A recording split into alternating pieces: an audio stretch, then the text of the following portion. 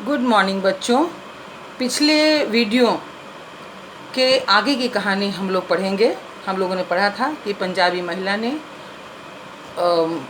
ये जो बाद में आती है महिला और रेलगाड़ी में प्रवेश करती है, उसे इस तरह के जवाब उसने दिए जैसे ऐसा लगा जैसे कि चमाटे जड़ रही हो।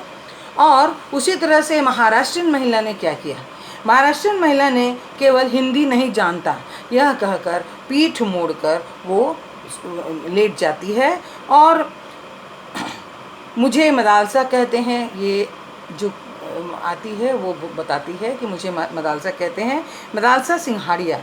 कल ही वो प्रिटोरिया से आई है पति के मृत शरीर को लेने के लिए, ऐसा उसने कहा। ये जो डिब्बे में थे, रेलगाड़ी के डिब्बे में, उन लोगों ने इस बात को सुन करके वो लोग चौंक गए और अपने समाज सेविका अपने रूखे व्यवहार पर लज्जित होती है। उसके बाद वो आगे बढ़ कर के चट से उसके हाथ को पकड़ लेती है। अरे राम राम, कोई दुर्घटना हो गई थी क्या? उन्होंने बड़े दर्द से पूछा था।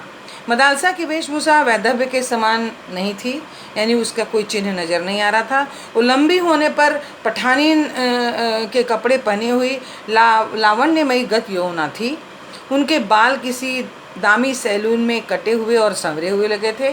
धानी रंग की साड़ी पहनी हुई थी। हाफ पैंट की भांति ऊपर चढ़ा करके पालथी मार करके वो सीट पर आराम से बैठ जाती है। असल में वो बताती है कि एक पर्वतारोही दल के साथ उसके पति भारत आए थे और वहीं पर एक तूफान आया जिसमें उनकी मृत्यु हो गई है। ये सुन करके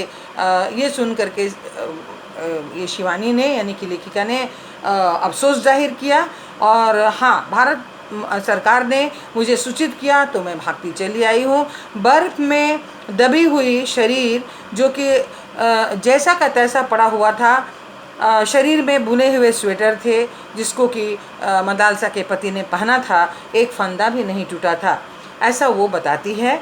मृत पति के स्मृति में उन्हें भाव विभोर कर दिया। बटुए से मर्दाना रुमाल वो निकालती है और आंखें पोंछने लगती है। कभी अपने सुर्ख नखा के समान नाक को पोंछती है। बेचारी करती भी क्या, कोई भी जनाना यानी कि स्त्री का रुमाल उस नाक के अस्तित्व को, यानी कि नाक उसके बड़े बड़े थे इसलिए उसके अस्तित्व को संभाल नहीं पा रहे थे। अचानक ये तीनों, बेचारी मदालसा का 1 वर्ष पुराना वैधव्य एकदम ताज़ा लगने लगा इन तीनों को। यानी ये कौन तीनों थी? महाराष्ट्रीयन महिला, पंजाबी महिला और स्वयं लेखिका। तो क्या अब आप अपने हस्बैंड का डेड बॉडी लेने के लिए प्रिटोरिया फ्लाई करेगा? प्रिटोरिया में है आपके हस्बैंड? महाराष्ट्रीय महिला पूछती है। नहीं, बोलती है नहीं बहन।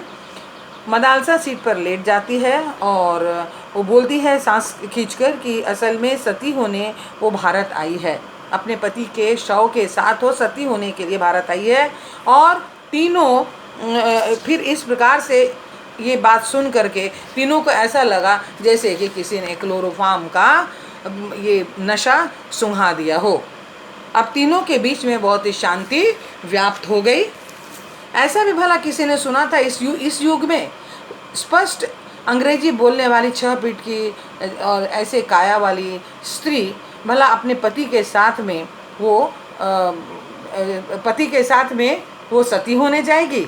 नहीं, आपको ऐसी मूर्खता करने का अधिकार नहीं है, पंजाबी महिला कहती है कि आपको मूर्खता करने का अधिकार है, यह अपराध है।